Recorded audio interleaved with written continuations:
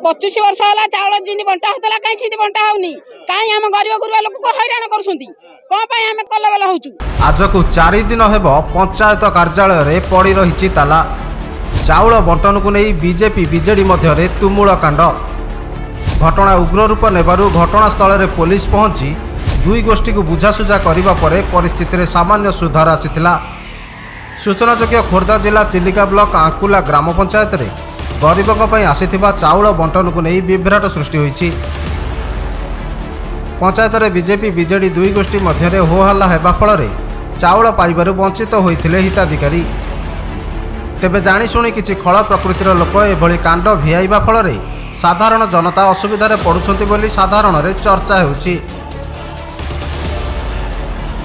पिला बोली जबरदस्त चर्बी पकैले खाया को देलेनी चाउल पत्र एते दिन हैला रखिले कौन है कथा चली बाउरी सरपंच बोली जान नथला कि एबे बाउरी पिला बोली घुणा करछंती। पूर्वरु बीजेडी सरकार थिबा बेले चाउल बांटिबारे कोनोसी समस्या नथिला। वर्तमान बीजेपी सरकार आसीबा परे आंकुला ग्राम पंचायत रे खाउटी सामग्री बंटन को नहीं दुई दल मध्य हेउछि अनेक छंका पंचा। तेबे गरीबों पर आसुथिबा खाउटी सामग्री बांटिबारे किए बाधा सृष्टि करुछि ताहा साधारण रे एक विराट प्रश्नवाची।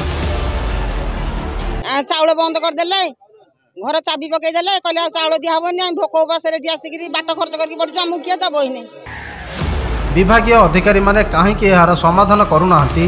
एपटे ग्राम पंचायतर महिला सरपंच को जातीयण आक्षेप बीजेपी कर्मी माने करुछंती बोली सरपंच अभियोग करिथिबा बेले पंचायतर बीजेपी सभापति एहाको खंडन करछंती। काले आक्षेप परिमाण मो जाति उपरे तो मैं गोटे बाउरी पिला तुम कौन बांटब तुम मन इच्छा तुम कम कर आसुन एमती करन सेमती करन एमती कथा कही कहले कि तुम गादी ओहरी पड़ तुम रिजाइन दे दी आम नुआ सरपंच आनी बसेबू।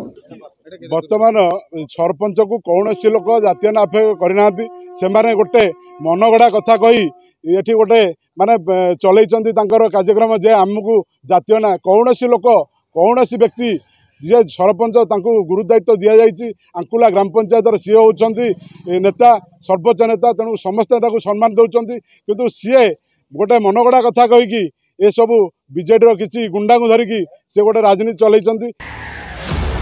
दुई गोष्ठी मध्य चली बद को नहीं साधारण लोके चाउल न पाई हताश हो घर को फेरुंट। एपटे जोगाण अधिकारी दुई गोष्ठीर बद को देखि चाउल बंटन बंद करथिबा सहित खूब शीघ्र यार स्थायी समाधान कराजिबो बोली कहिसंती।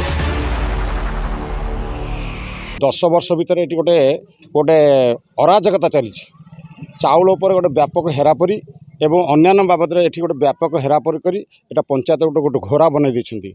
काली आमर चाउल किभली ये बंटा जीव से बाबद आमर बीडीओ सार आसते एवं जोगाण ये आमर एमआई सी आसते एठाकर पीओ जे सी थे जोगाण इटे जेएस जे अच्छा सी भी आसते सहित सरपंच आसते से भितर गुड़े बादानुवाद प्रतिवाद सृष्टि होकर श्रृंखला आसला श्रृंखल निष्पत्ति है जे आसंता काली दिन 8 ठारू अपराह्न 2 घंटिका मध्य प्राणदीपुर ग्रामवासी ये जो मैंने हिताधिकारी अच्छा दिज्व।